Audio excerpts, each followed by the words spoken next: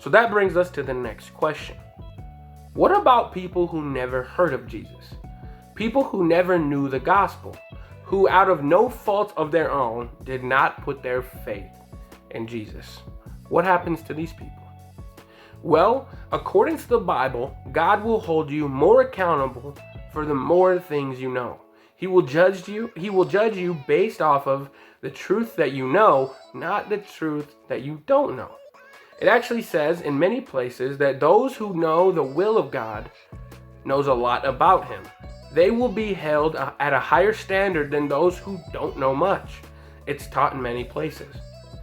James chapter 3 teaches this very well, but for the sake of time, I will read just the first verse. James 3:1. Let not many of you become teachers, my brethren, knowing that as such, we will incur a stricter judgment.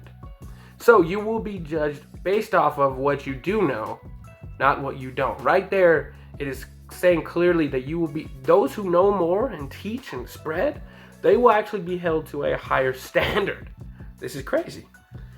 Jesus in the parable of the watchful servant says this in Luke 12:47-48.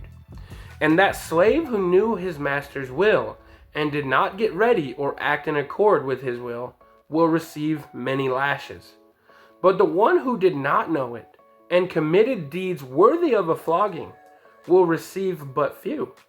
From everyone who has been given much, much will be required, and to whom they entrusted much, of him they will ask all the more. So Jesus himself also taught that there are different standards to how you will be judged, because our God is just.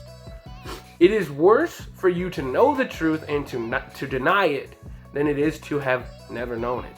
2 Peter 2:20-21 says, For if, after they have escaped the defilements of the world by the knowledge of the Lord and Savior Jesus Christ, they are again entangled in them and are overcome, the last state has become worse for them than the first. For it would be better for them not to have known the way of righteousness, than having known it, to turn away from the holy commandment handed on to them. So, you guys, there are levels to judgment, according to your knowledge. But there is still no excuse not to believe in God, though. Romans 1 lays this out perfectly. Romans 1:18-20.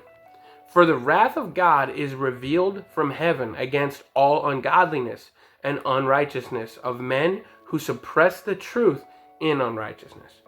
Because that which is known about God is evident within them, for God made it evident to them. For since the creation of the world, his invisible attributes, his eternal power and divine nature have been clearly seen, being understood through what has been made, so that they are without excuse. So the knowledge of God exists evidently within them. There is evidence for God in all that we can observe. So nobody is without excuse to not believe in God in some fashion. There is levels to judgment, levels to rewards, and levels to punishments. And God's judgment will be just.